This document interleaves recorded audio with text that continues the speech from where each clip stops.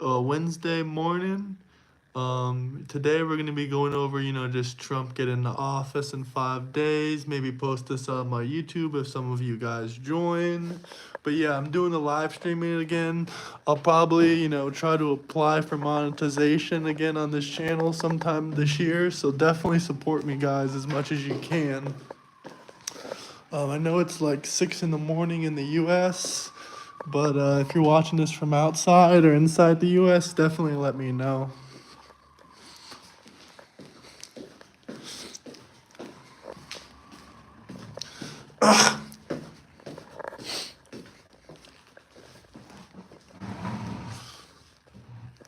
Not really saying Biggie has something to do with it, but he said, okay, well, if you're the king of New York. Yep.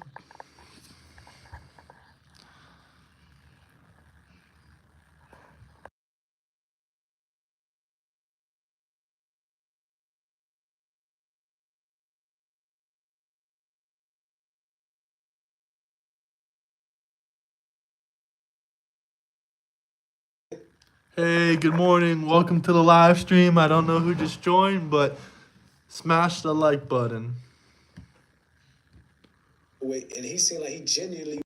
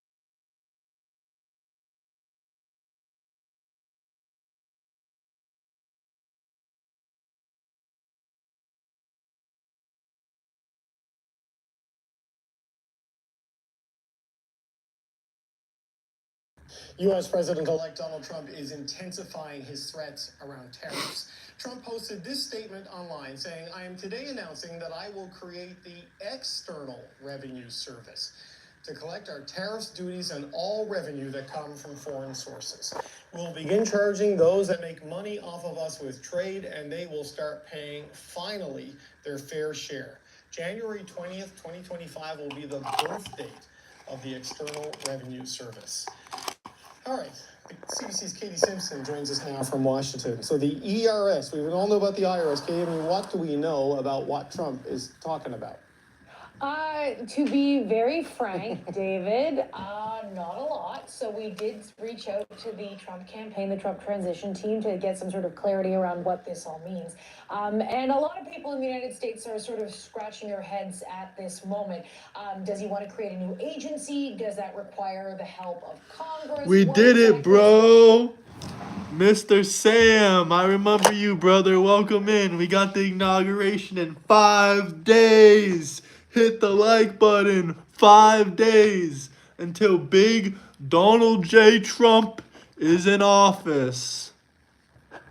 Can you believe it? What do you think about what Trump's doing right now? I'm watching this thing about the External Revenue Service. Are collected. We don't have any sort of clarity on that, but you know what we do have clarity on? It is, again, Donald Trump really reinforcing... What's your favorite new Trump policy? Because he's come out with a lot of new things since we had, since the election even. He's come out with a lot of new stuff. So what's your favorite new Trump thing that you can think of, or your favorite Trump policy? Mine, I don't know. Maybe lower taxes? Border security to stop the flow of illegal drugs into the United States, as well as the flow of illegal immigration. Closed borders, maybe? To the United States about hardening the border and making it more secure. Oh, we're going to get Canada as the 51st state. Shout out Canada. I just went there. puts Donald Trump's comments into context is something that Steve Bannon said today. Steve Bannon is a former White House advisor. He is not technically involved in the Trump administration, but he talked about sort of what the conversations are like in Trump's orbit about what it is they like about tariffs and what the mentality is going forward. I would love to see an executive orders to set up an external revenue service, that we wouldn't just look at tariffs, but because tariffs paid for everything up until the early 20th century. But you wouldn't just look at tariffs, you look at everything. Hell yeah, put pressure on America's enemies. That is my favorite part. We need a tough president. Whether that's on other things of access to this country, that we shouldn't let foreigners have access to We this need a market, tough and to president, American am I people, right? American citizens for I free. can't wait to get rid of Biden out of the Something office. that really clearly needs $750 to the victims of the fires. What do you think about that? $750 to the victims of the California wildfires. $500 million last week to Ukraine for the war. What are your thoughts on that? They got $500 million, we got $700. You think that's a fair distribution of our taxpayer money?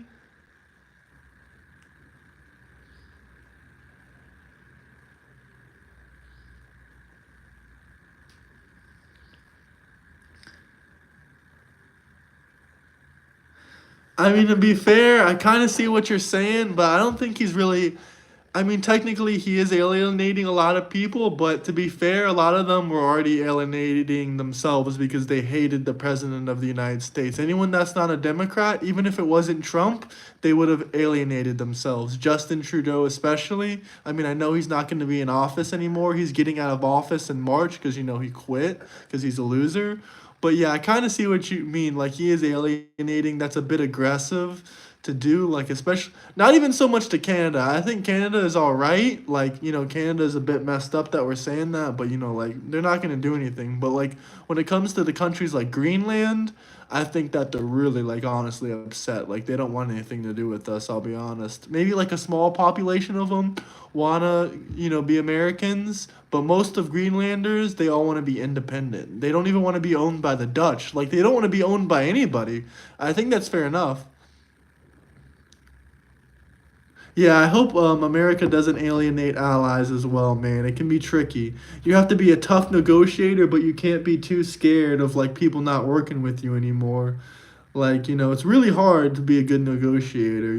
Trump, I guess, is like, he made a whole book about being a negotiator.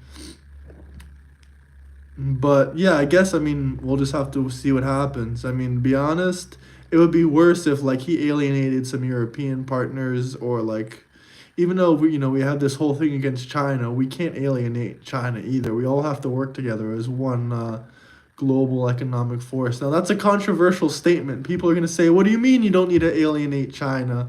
They need to pay their fair share. Like, we have to make more products in the U.S. The same thing that Trump is saying about Canada and why they should be like a second state or the 51st state, whatever you want to call it, is like the same stuff you can say about China, because China and the U.S. have a trade deficit as well. A trade deficit just means that we're buying more things from Canada than they're buying from us. But you can say that about a bunch of different countries.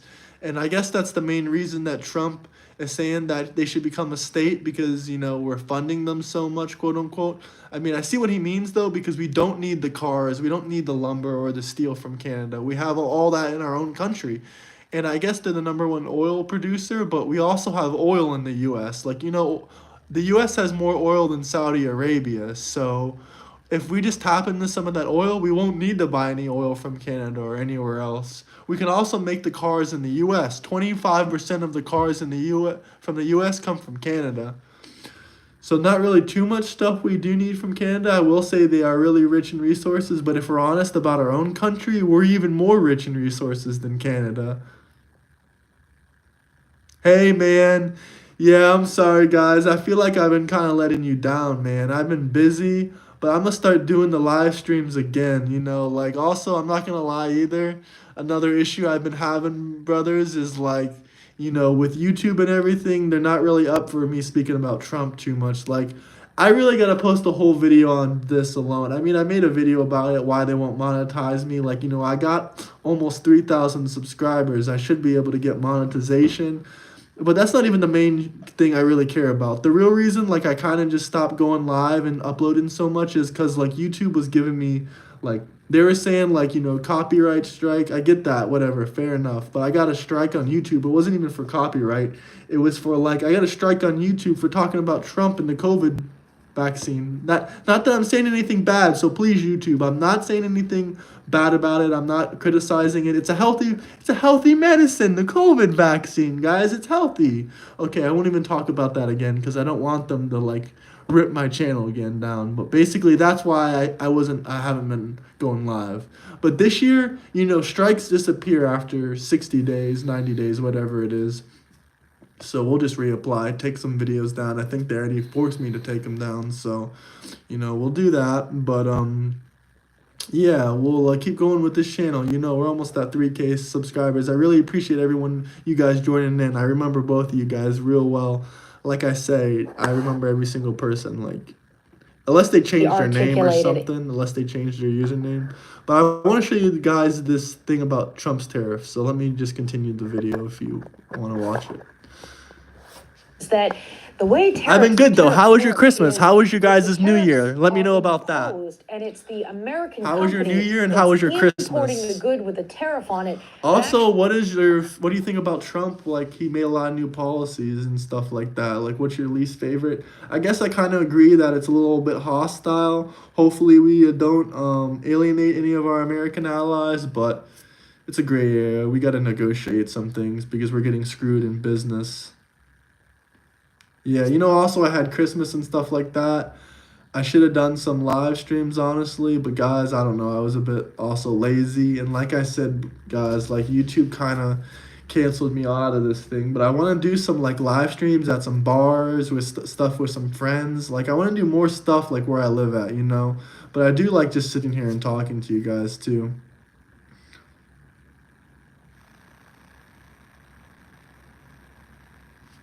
But definitely hit the like button if you're just joining in. It helps the live stream. Since I'm just getting going again, I need more and more people to, like, help the algorithm. It helps.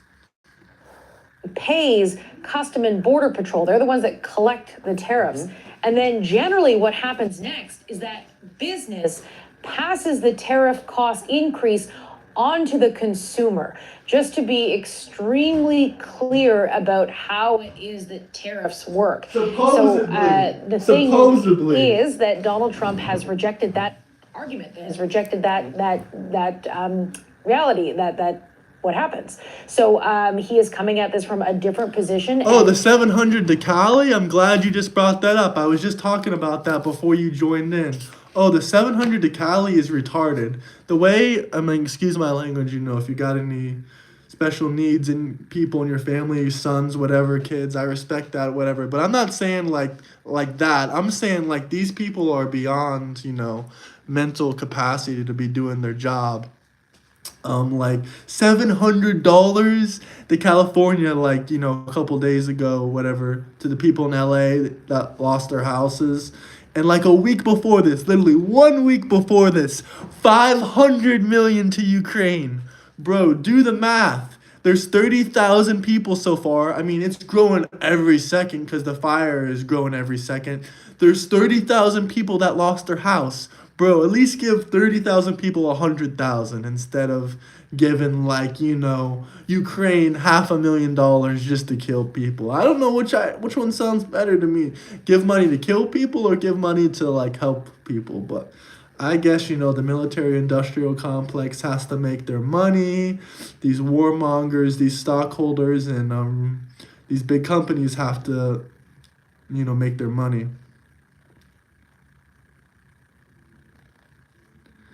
Well, I get the defense budget, but doesn't the defense budget come from our taxpayer money at the end of the day? I know they didn't, I'm not stupid, I know they didn't directly take it out of our taxes. They have a defense budget. That defense budget has to come from somewhere, normally our taxpayer money, but that is a good point. What do you guys think, though? Donald Trump will return to office in less than 1 week, and he is really hardening his resolve when it comes to tariffs. Yeah, they seem to have this belief that the tariffs will force. Honestly, yeah, I did think the $700 was a joke. Jobs there, because they already said $700 for the hurricane victims in South Carolina. It's like, are you going to give $700 to every single American victim and just give billions to Ukraine every time? It doesn't seem right. Like, honestly, how much aid have we given to American citizens versus Ukrainian citizens? I would like to see, like, a one-on-one statistic. And if I find out the number is higher for Ukrainians, I wouldn't be surprised. Like, that is crazy. I mean, I'm not going to go into this, but, I don't think we should fund any war. All I'm going to say is some of the wars that we're funding have, in their countries, they have free healthcare, free insurance, cheaper, affordable stuff than us, but we're still helping them fight. I know their economies, salaries are a lot lower, but, they have, like, free healthcare. In the U.S., we don't have that.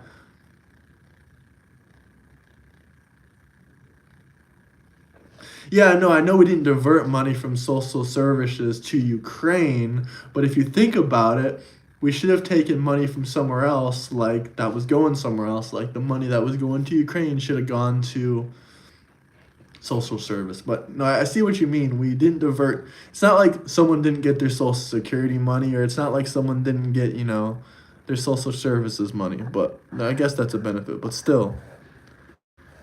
There, I don't know if that's where it goes, but Katie, I saw this today, like you, confused by what it meant, but it doesn't sound like a good sign for Canada, which is hoping to avoid these tariffs. You bring up a lot of good points, though, Sam. No, and the big, huge charm offensive or sort of I know you're not trying to defend them, though. At least I don't think. Is underway. Jonathan Wilkinson is the cabinet minister is in D.C.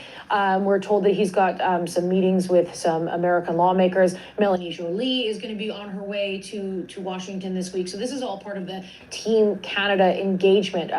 Danielle Smith going to Mar-a-Lago, getting FaceTime with Donald Trump. Different Canadian leaders at different levels are all trying to impress upon the Americans that, listen, these tariffs actually hurt American businesses. They make the cost of living more expensive for average consumers. But the real sentiment that seems to be sticking here is that Donald Trump seems to be very fixated and set on this. He's living in an orbit where people around him are reinforcing his views there and promoting them even further. And so when it comes to, I truly don't think anyone's going to know what Donald Trump's plan is until he sits down and starts signing executive orders on that first day in office. And it could take some time before things kick into effect. But the reality is here that Donald Trump continues to signal that he remains in favor of tariffs. You got a big day coming on Monday, Katie, which is going to be in Washington with you, but we'll be watching. That's the CBC's Katie Simpson in Washington, D.C. Honestly, I'm kind of just bored of them saying the same lines over and over again, but... Border security, it's phenomenal. We're taking a Team Canada approach on this.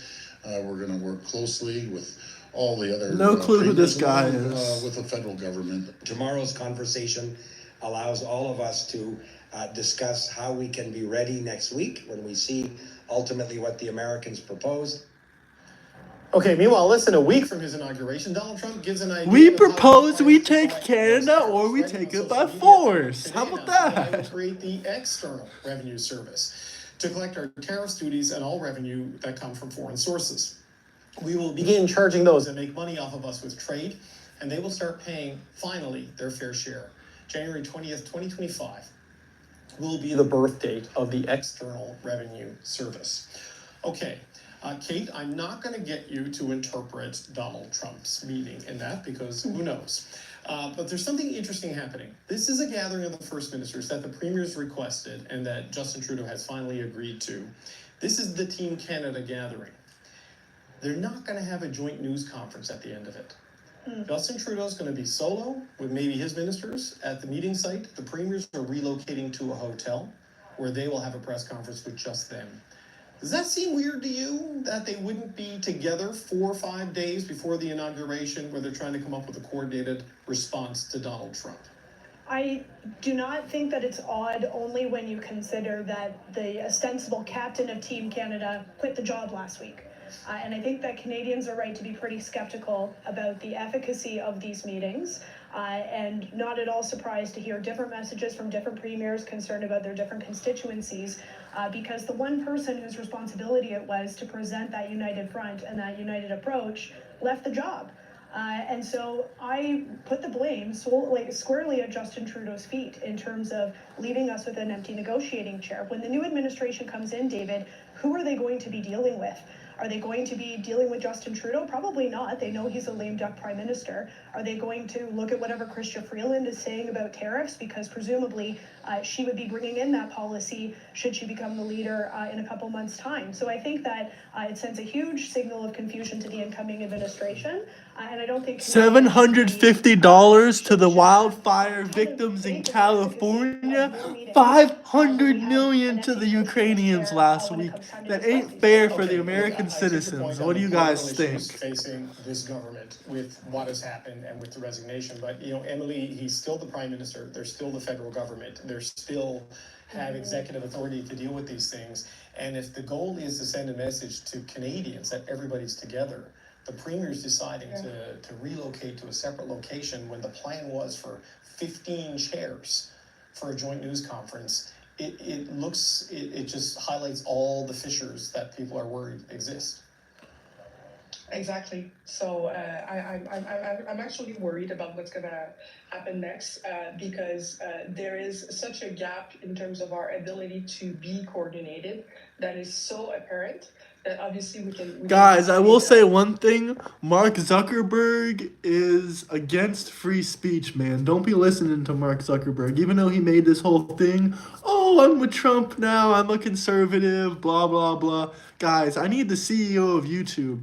Well, I know the CEO of YouTube died last year, but if there's like a new person at YouTube that makes like the community guidelines or whatever, can they please meet with Trump, or can Trump please meet with them? Because I feel like every social media platform has gotten better and better except YouTube, because I'm constantly getting these community guideline strikes, and apparently I can't get monetized because I can't talk about any current controversial political events. Every single YouTube channel does controversial current news. Like, you're telling me that's literally what it says. I can't do controversial political content, or I can't do controversial news or something like that. It was like the most ridiculous thing ever.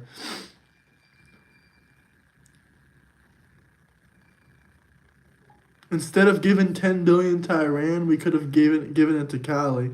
Instead of giving $1.2 billion to Gaza for humanitarian aid, we could have given it to Cali. No, absolutely, but I'll be honest, I don't think I'm even allowed to say that on YouTube. That's the problem. I love doing these live streams, guys, but it's like, bro, I'm getting so canceled. Like, people like Andrew Tate or those losers or any of those scumbags online that say, oh, I'm so special, I got canceled, my ideas are so controversial, Bro, I'm not even saying anything controversial, I'm being censored. I'm just saying the exact same thing that you guys are thinking. Like, we could have given all this money to the people in the US, but when I say it, hopefully that I don't get striked for this, because, I'm actually trying to get monetized, but I'm going to speak my damn mind. Like, the USA is a free speech country. I'm not in the USA right now, but I am in a free speech country. Like, they have a constitution where I'm at. I'm in Spain right now. And in the constitution, I mean, there's certain things. You're not supposed to speak bad about royal leaders. I'm pretty sure that's in, some of the laws. But I have nothing bad to say. They're great people. And honestly, they're holding the country better than, than a lot of places, like freaking, I mean, Spain isn't the best country in the world, but it's a great, great, great place. I love it just like the USA. The leaders here hold it pretty good together, you know what I'm saying? Definitely better than the UK, at least. What was the other country I was thinking of? Like Sweden, all those countries. How many Diddy celebrities' homes burned? Great question. Probably all of them. All the Diddy files. Yes, I speak a little bit of Spanish. I lived in Spain for a while now, so yeah, I do speak a bit of Spanish. What about you? I'm going to be like Trump. Oh yeah, guys, I don't know if you saw it, but Trump got the very first Coca-Cola initiated by the Coca-Cola CEO. Sorry, I was thinking of the words to say. not really initiated, like a special Coca-Cola for the inauguration. That's what he got from the CEO of Coke. Yes, I do speak a bit of Spanish. If you take a look at my live streams, like, just keep watching. In a couple days, maybe this weekend, I'll do some out in Barcelona, Spain, where I'm living at, and get some of the locals on here talking about it. But I'll be honest, not a lot of people here really like Trump. Especially, like, I went up to a Canadian before in a bar, and I met him at a bar, one of my friends, and I told him, I'm like, this was right after Trump said what he said. I was messing with him. He doesn't like Trump at all. I told him about, like, Trump. I'm like, what do you think about Trump making Canada the 51st state? And he's like, F off, and we just started laughing. But yeah, he didn't get too mad at me personally. He just didn't like the joke that Trump made. He didn't really like it too much, but regardless of politics, I'm friends with anyone from all over, you know. Doesn't matter if they're from the United States, Europe, or wherever. You know, I like meeting people from wherever, all over. But yeah, the Diddy's burned down all the files in their houses, and Diddy's house burned down in LA. You know, the Diddy files, there's a bin of files at Diddy's house in Los Angeles, and it burned. Diddy's house itself burned. They thought they got the files, but there was more files. There was a secret Diddy house. 7 kingdoms, sir. 7 kingdoms. Now, places I need to go is South America, though. I live in Spain. I need to go to South America. People already forgot that Trump is a huge talker, but he's a great president. Yeah, nah, he's a professional crap talker. Honestly, I don't think I can do more than him. Like I said before, Trump is a man of standards and lines. If someone crosses the line, Trump has the same me and Trump are similar in this way. We have the same standards for all of our family and friends. If someone crosses that, you know, we're gonna shit talk them to death. Most likely.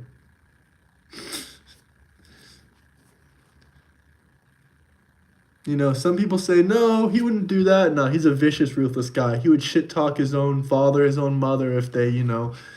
He had a rough, not a rough, you know, some disagreements in his family, but he was more of more of a daddy's kid. Obviously, that's where he got his.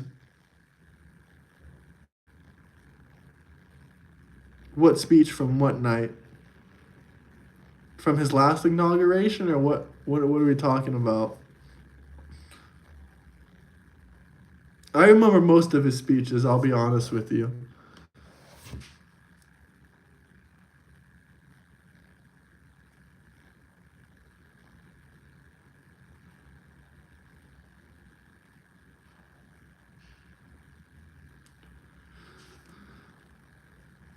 But South Park is awesome. Can you let me know where you guys are watching from? Are you from Colorado?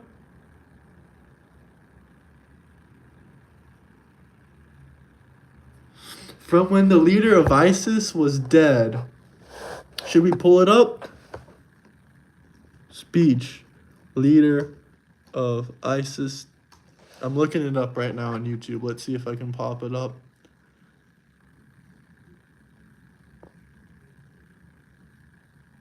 Sure, we'll watch it.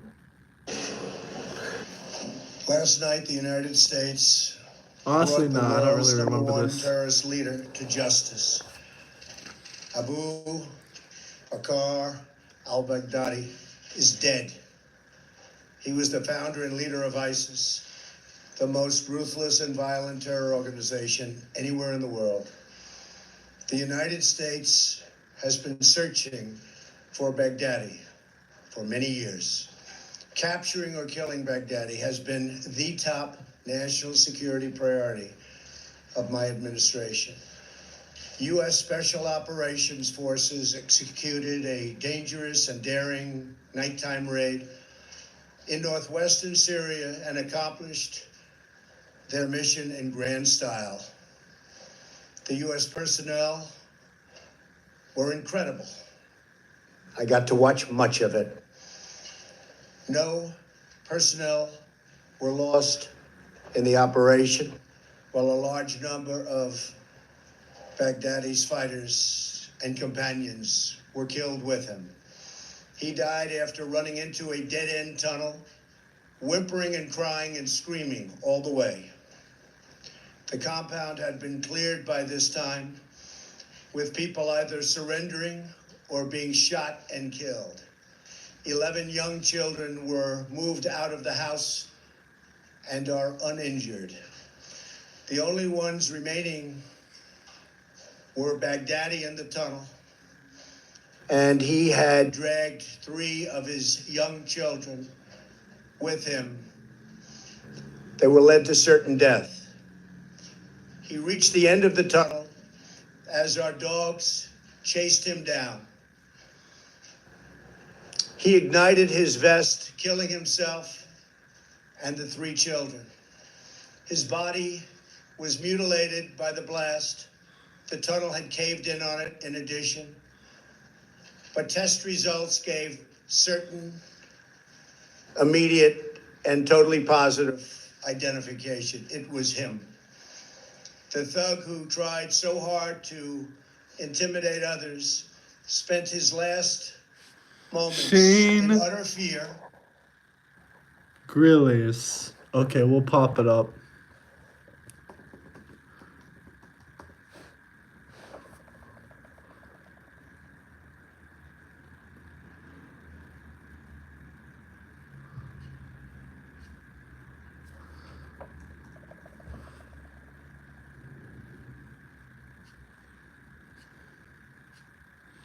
Bro, there's a lot of them. I don't even see the exact one.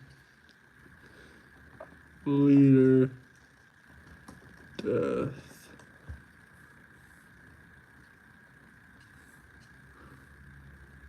Spot on impression, maybe? Is this it? Trump gave what I think was probably one of the greatest speeches of this world is leaders it. given. You know, it's got to be up there with like Churchill, Gettysburg Address. Because the night the United States killed the leader of ISIS, Trump comes out of the Situation Room at like midnight in the White House, and he walks down that fucking tunnel like and gives a press conference like he's giving a post-game NBA, and just goes, Abu Bakr al-Baghdadi is dead. He died like a dog. And it changed one word of that. That's what he opened with. And then he did 40 minutes. The speech is 40 minutes. The meanest shit talk you've ever heard in front of the whole world. Abu, we could hear him crying. I said, Abu, don't cry. Let me tell you something. Abu cried. He cried quite a bit. I wouldn't have cried. Cry baby Baghdadi. That's what we were all calling. Bro got like a 15-minute video of his Trump impressions on here. Let's watch this 4-minute one. This guy's funny. I miss the speeches with Trump. You remember that? We used to get 5 speeches a day when he was in office. Anytime you turn on the TV, that guy was giving another fucking speech. Live, dude. Be in front of a helicopter, screaming, calling a lady a lesbian or something. This could be a tough one to defend at work. But I'm gonna. Now it's sad. Now with Biden, we get like one speech every 3 months. And it's hard. He's like falls and shit. It's hard to watch. It's sad. I'm rooting for the guy. Obviously, I want things to go well, but it's hard to watch him do anything. Anytime I watch Biden do anything, I get the same feeling as like, you ever go to a friend's house and they have like a 16-year-old dog and it walks in the room? And you gotta do that whole like, oh, hey, there he is. Just look at him. He's looking great. Hit the like and subscribe button if you guys are just joining My in. favorite thing about Biden is anytime Biden finishes a speech, he transforms into a Roomba. Just...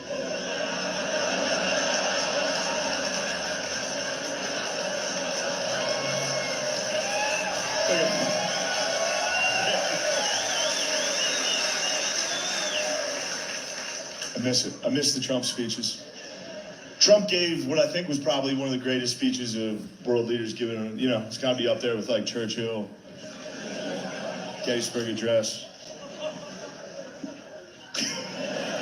Anyway, for real though, it was my favorite speech I've ever seen a president give. It was the night the United States killed the leader of ISIS. Trump comes out of the Situation Room at like midnight in the White House, and he walks down that fucking tunnel like he gives a press conference, like he's giving a post-game NBA just killed a guy press conference. He walks up in front of the entire world at midnight and just goes, Abu Bakr al-Baghdadi is dead.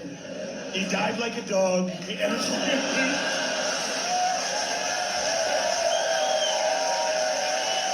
all him, dude.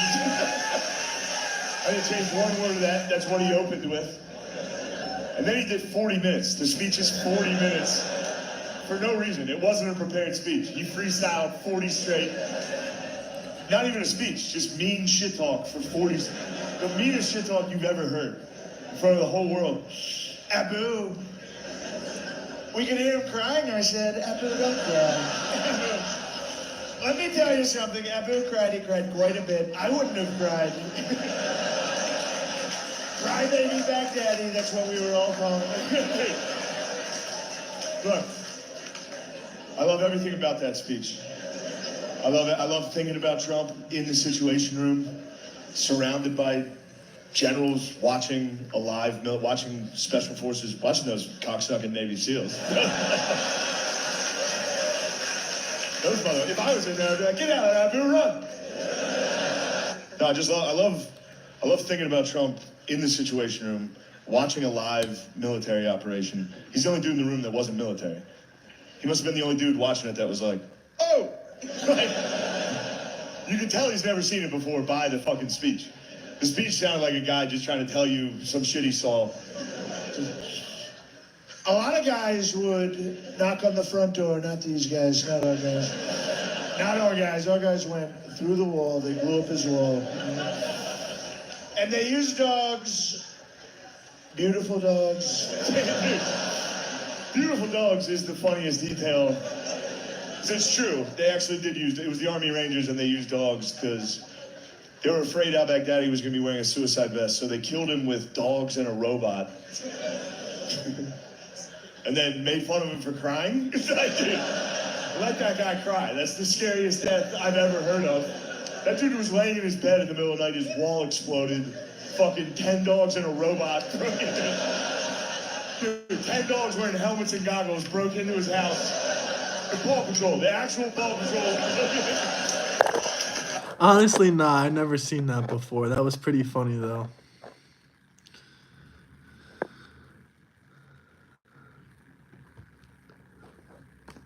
I never seen that one, though.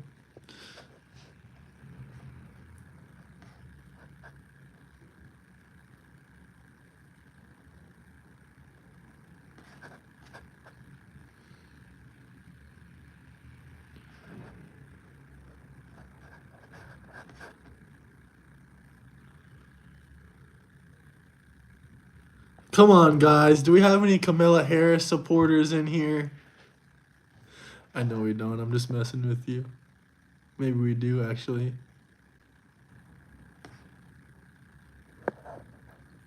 Let's go to another topic, immigration. Welcome back. President-elect Trump is preparing a series of executive actions related to immigration, some of which we expect him to implement as soon as he's sworn into office, 1 week from today. Incoming border czar Tom Homan sat down for a one-on-one interview with NBC's Gabe Gutierrez at the U.S. southern border.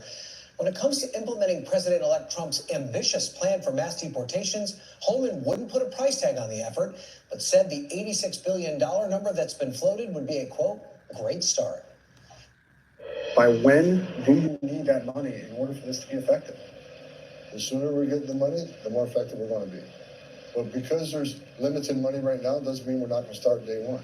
We'll deal with it as we, we're going to start day one. President's going to take steps to secure the border day one. We're going to start. What do you guys think about him? Is he a bad guy or a good guy? On day one. As far as, look, I'm not going to get ahead of the president on this. He's going to be announcing some things on day one. And it's going to be things you've seen in the past, and there's going to be some new things. Are we talking about re-implementing Title 42? I'm not going to comment. I'm not going to get ahead of the president on that. Should we expect workplace raids? Yes. I wouldn't call it raid. They're based on investigation.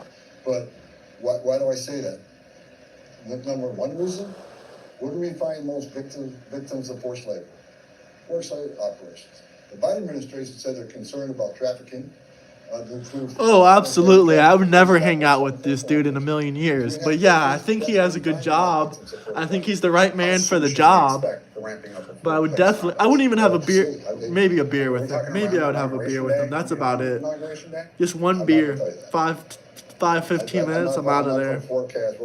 But probably he doesn't even want to have a beer, so it ain't gonna happen. Do you plan to prosecute public officials who don't help you? What I would say is, sanctuary cities don't want to help. He looks like he looks like he's either a heavy alcoholic or he doesn't drink at all. I'll be honest with you. Elected officials would want to remove public safety threats from their communities, but there's a line they can't cross. Now, I've heard things saying we're going to put roadblocks up and not allow you in the city. Well, that's a clear violation of federal law. If you don't want to help us, then don't help us. We're going to do it anyways.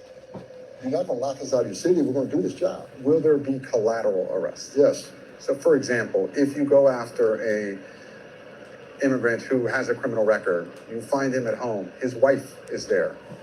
She does not have a criminal record. Does she get arrested? Is she illegal in the United States? If she is. If she's undocumented, does she get arrested too? Yes. Hell yeah. We'll let the immigration judge decide what happens to her. They all have a right to see an immigration judge. Grandma, for example, does she get arrested? Bro doesn't give a shit. Yes. Then she'll be put in front of the immigration judge too. It's not okay to be in this country illegally. It's not okay to violate laws and to cross that border. It's going to be based on the specifics of each case and each person we encounter. Discretion for each ICE agent. Honestly, I can't even imagine this dude in the movie Hangover because I don't know what he would like.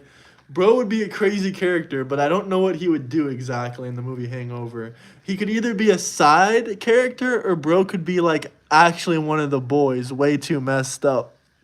So maybe that. I could kind of see him as a side character though, bro. I'll be honest. He seems like he could just be a wild, crazy side character. Maybe not one of the main boys, but... Yes. Shouldn't they have that power? I mean, you give an officer the ability to take a life if he has to. Hangover 4, starring Tom Homeland. Serve Tom Man, whatever his name is, sorry. Does this rest serve the Homeland, Should yeah. birthright citizenship come to an end? I'll leave that up to the president to make that decision. But what's your opinion? Do you think it should? I'll say this, birthright citizenship is a major driver of illegal immigration. And that's what the whole controversy is about right now, right? If you come in the country illegally, which is a crime, you get ordered, you lose your hearing, the federal judge says you must go home, or you don't show up in court, you get what they call an order in absentia, order removed, and have a U.S. citizen child. People think they should be immune. The law means nothing to you now because you knew you're in the country illegally. You chose to have an illegal alien. You chose to have a U.S. citizen child, knowing you're in the country illegally. Whoa. I can't lie. That's a pretty funny mistake. He was referring to the lady having a child. He's like, I didn't tell you to have an illegal alien in this country. Like, bro, I get it. Like, she's illegal. But did you just call a baby an illegal? You just said, like, you didn't ask her to have an illegal alien. Like, bro, it's a baby. I get, like, it's an illegal. Like, it isn't illegal, but that's not even what he was trying to say either. Let me turn that back so you guys can watch that. Come in the country illegally, which is a crime. You get ordered, you lose your hearing, the federal judge says you must go home, or you don't show up in court, you get what they call order in absentia, order removed, and have a U.S. citizen child. People think they should be immune.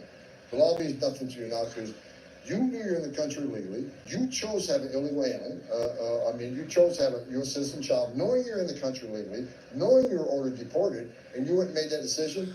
I mean, a U.S. citizen child. Potentially Trump supporters, Trump voters, farmers, ranchers who employ undocumented immigrants as part of their industry, should they be worried that their workforce is going to leave?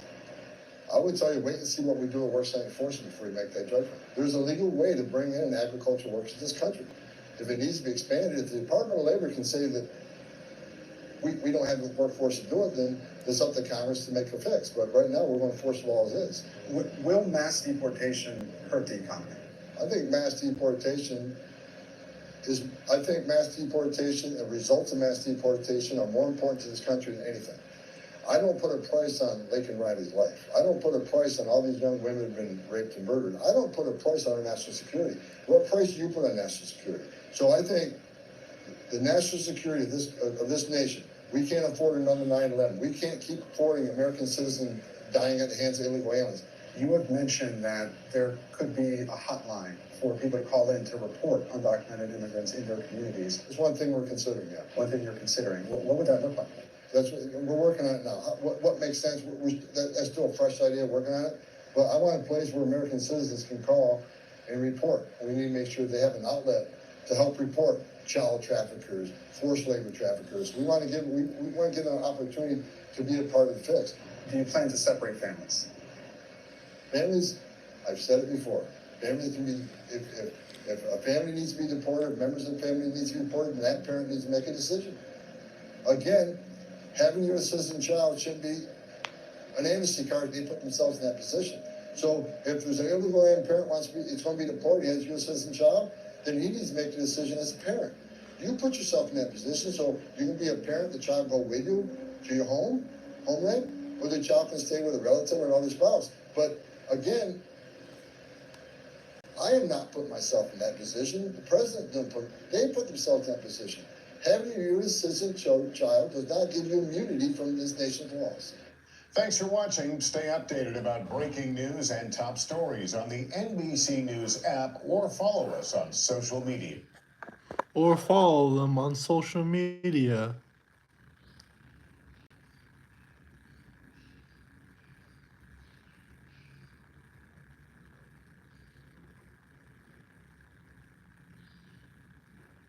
He looks like your profile picture, bro. I can't even see your profile picture.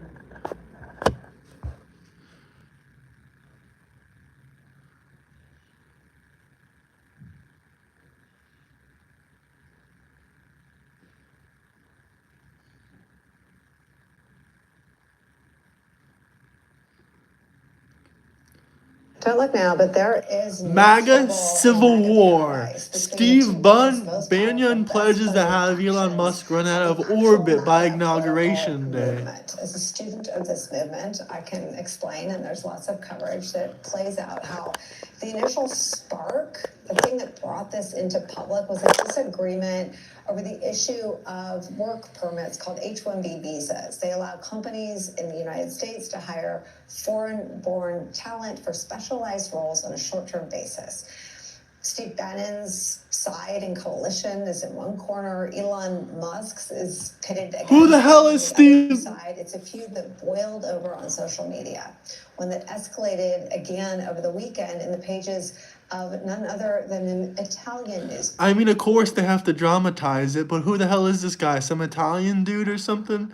And second off, yeah, they do dramatize it. That's how they make their money. You know, these are failing news companies because they overspend and they over budget, or they mismanage their budget. Of course, Steve Bannon attacking Elon Musk, suggesting this, quote, he will not have full access to the White House. He will be like any other person. Quote, he is a truly evil guy. This is Bannon saying this about Elon Musk. Quote, a very bad guy. I made it my personal thing to take this guy down, end quote. Guess you failed, Mr. Steve.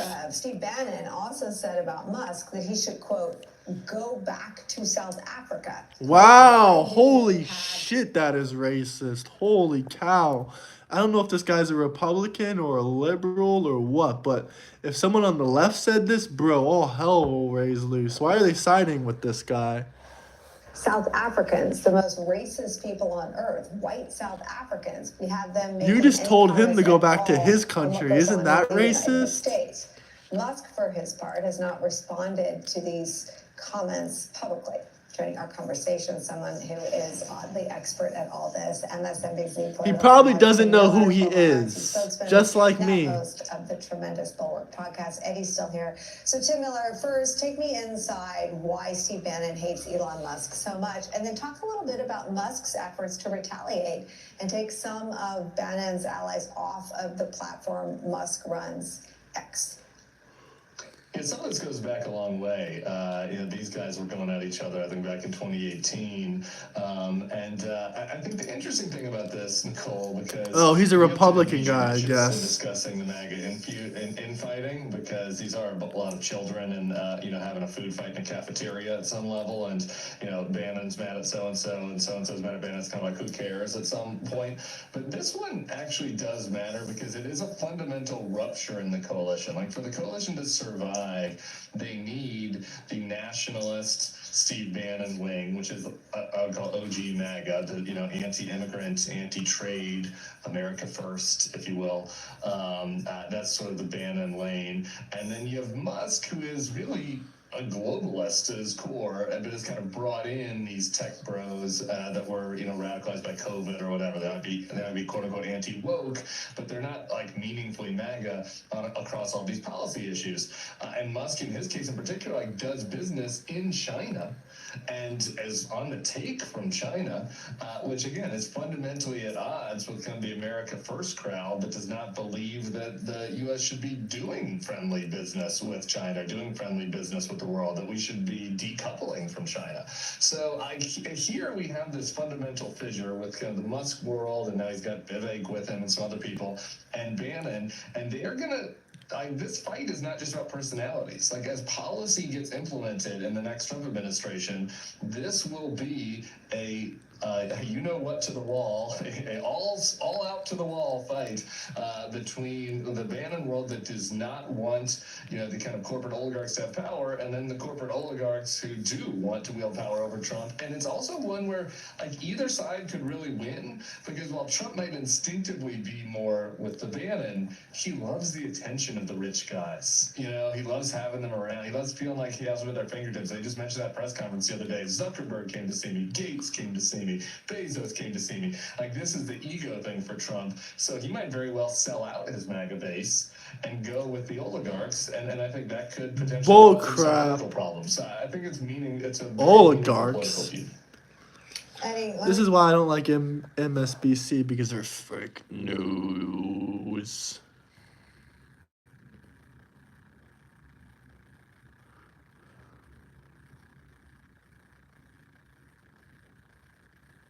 Let's watch our boy. Pete, I'm actually going to ask you questions because I want to hear your answer. How many genders are there? Tough one. Senator, there are 2 genders. I know that well. I'm a she, so I'm on board. Wait, he actually is a she.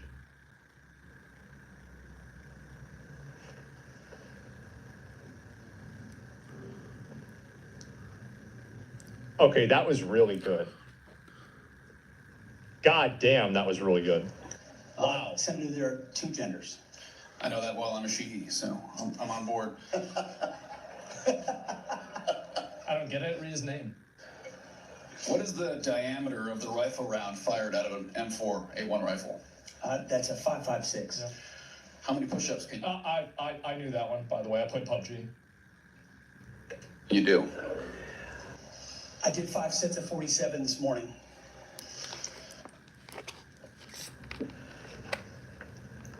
Damn. What do you think our most important strategic base is in the Pacific? In the Pacific, Guam is pretty strategically significant. How many rounds of 5.56 can you fit into the magazine of an M4 rifle? 30, right? Depends on the magazine, but standard issue is 30. PUBG.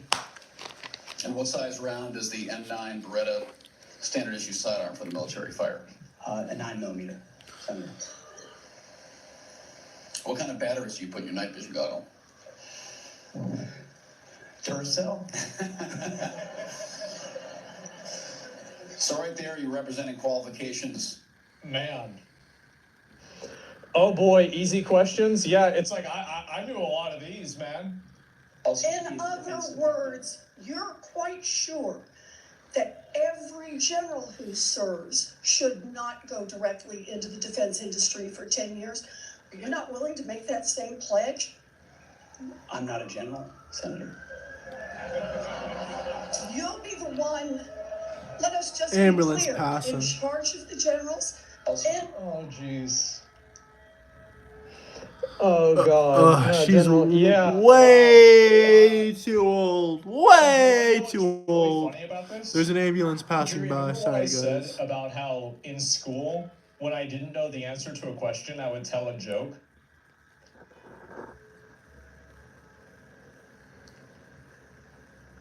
Remember that?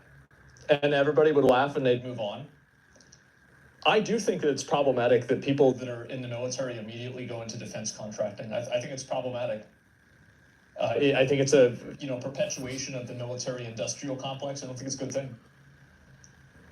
Perfect fucking deflect is exactly what I was talking about. I'd like to submit for the record signatures by 32 members of the House of Representatives who are veterans. The signatures call on the Senate to honor the constitutional duty of advising and consent by conducting a fair, thorough confirmation process that evaluates his nomination solely on substance. And somebody also brought up a really good point, and this is you articulated it much better than I did. Your hygiene, not that message.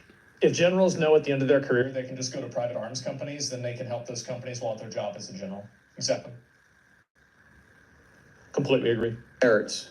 His distinguished military service, academic credentials, and a bold vision for revitalizing the national defense. I ask unanimous consent to enter into the record. Without objection. There's a lot of talk going about talking about qualifications and then about us hiring him if we are the board. But This is the head of the Pentagon. Because They're interviewing him. Except your age, and you got to be living in the state, and you're a citizen of the United States to be a senator. Other than the fact, we got to convince a lot of people to vote for us. And then when we start talking about qualifications, for if you're qualified for it, could the chairman tell me what the qualifications are for the Secretary of Defense? Mr. Chairman, could you tell me what the qualifications are for the Secretary of Defense?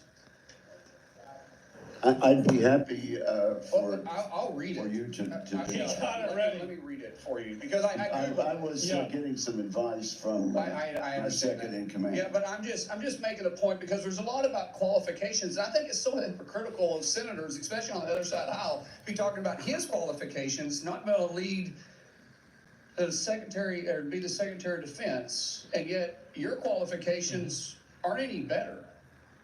You guys aren't any more qualified to be the senator than I'm qualified to be the senator, except we're lucky enough to be here. But let me read you what the qualifications of the Secretary of Defense is, because I Googled it, and went through a lot of different sites, and really it's hard to see. But in general, the U.S. Secretary of Defense position is filled by a civilian. That's it.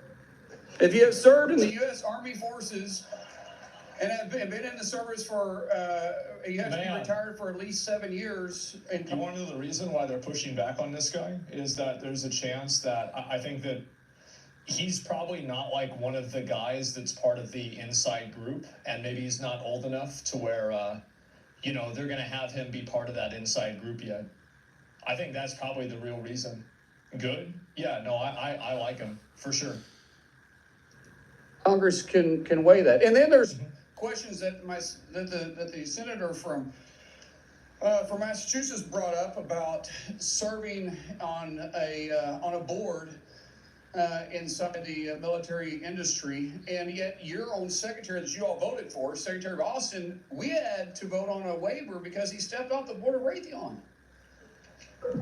But I guess that's okay because that's a Democrat.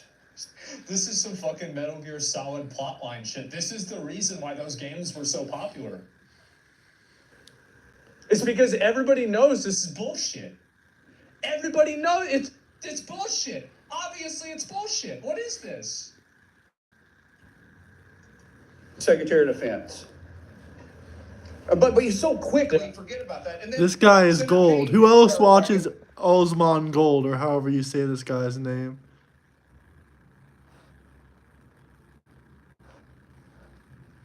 Who else watches this guy? Let's see. Anything interesting he said?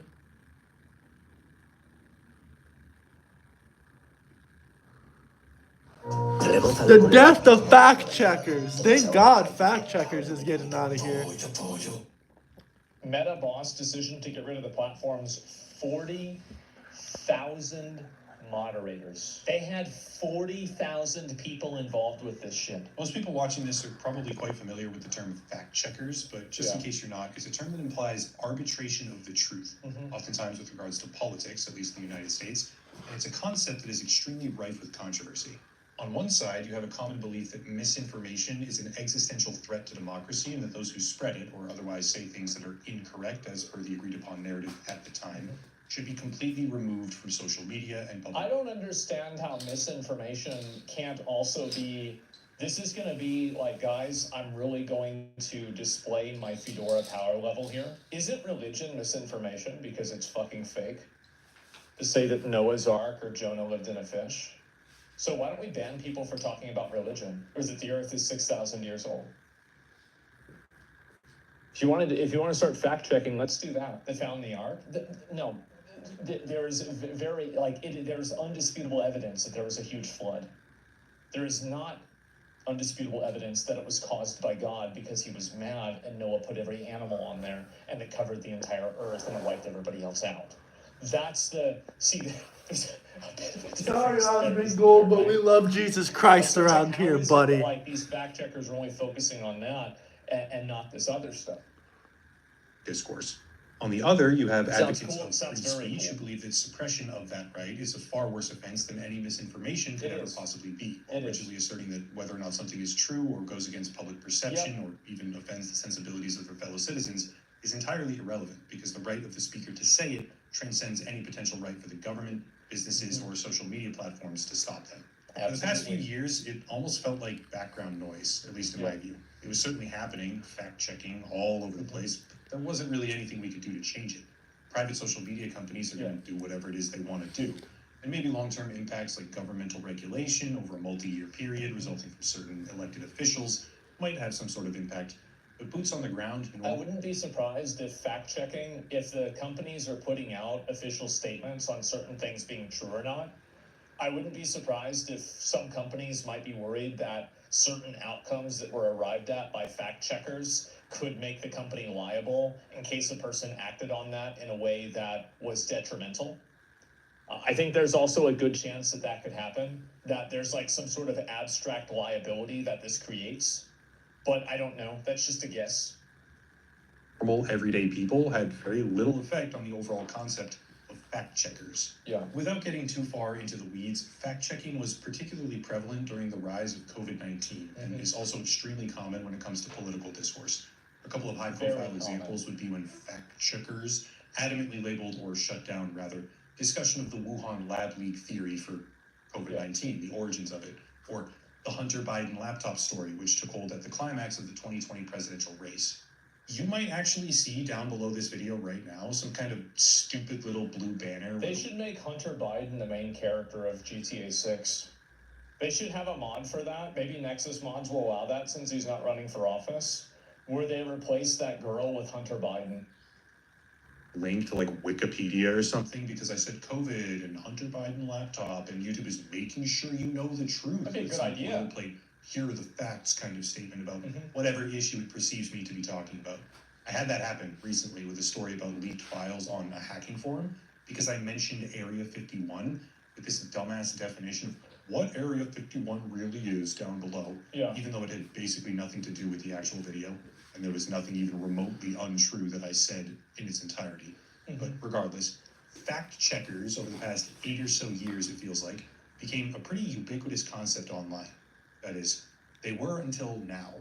It's a bit of an unexpected... I think the problem is that some of the facts that they were checking were not accurate. And that's what happened, is that people feel like fact checking is biased and it's also not... The issue is that I think that, and it's like a cultural thing, right? Where like you have things like 1984 and like other books that create like basically different ideas or metaphors of like a ministry of truth. And I think that it's something that just culturally people are very afraid of because of how much like social like or how much media we've had and how much like discussion we've had about that happening in the past. Arbiters of truth, yeah, exactly. Newsbreak, in my view, Who but decides recently what's misinformation? Facebook, now called Yeah, exactly. Meta, is apparently distancing themselves from the idea of fact checkers immediately before the incoming Trump administration takes power, which has led to a very interesting divide in public opinion about whether or not that's a good thing. As I said earlier, one side says yes, the other says no. But I want to take a deeper look at the announcement, what it means, and who it impacts, because in my view, it's very clear. Fact checkers have never been giving you actual facts. They give you bullshit. 10 years from now, Fuck as an fact inflection point checkers. in the world of online discourse. Yeah, it's My a premise is very simple. Fact checking in its basic rudimentary form is absolutely good and extremely necessary. No, it is not. Fact checking as we see it on social media here and now today is a complete joke, governed and manipulated by people who are deliberately. Well, yeah, you gotta check your facts, but you can't let them check your facts. He's right. And the truth is that fact checking 2.0 is community notes. Like, fact checking is a fundamentally good idea, but the problem is that when it's done by a source with no with absolute authority and no accountability. And I feel like community notes is like, it's basically the patch that makes fact checking more fair. It's a balance patch. You can't strip the system Community down notes to is one really bad. initial I don't think baseline. it is. It really just shouldn't exist. Here's the announcement from Zuckerberg. He did a 5-minute video talking about what type of changes will be made. Yeah, we ain't gonna There's also why- we ain't gonna be watching all that, guys. We're about to wrap up the stream in a minute. But we'll be going live again tomorrow, so make sure everyone joins on as well. Because I don't know if YouTube is still giving us notifications, but yeah, we'll go live around the same time. I don't know if people are still, like, is my YouTube page still popping up on your for view page? You know, when you go on YouTube, like, do I still pop up? Hopefully.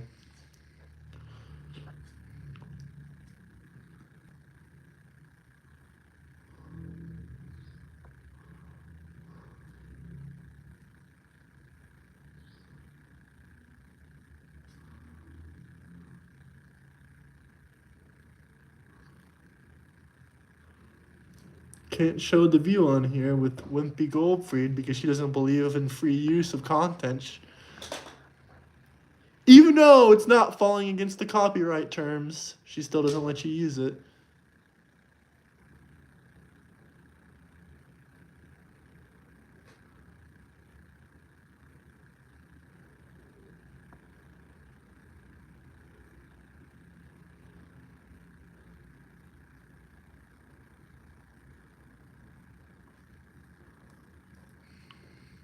Take care, bro. Take care. What do you guys think about Donald Trump, though? He didn't get charged for his case.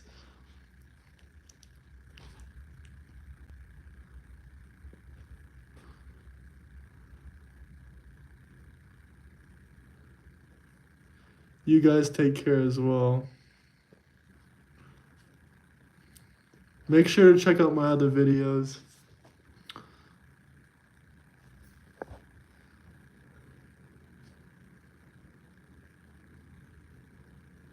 Alright, I'm gonna hop off of here. One more video. What should I play?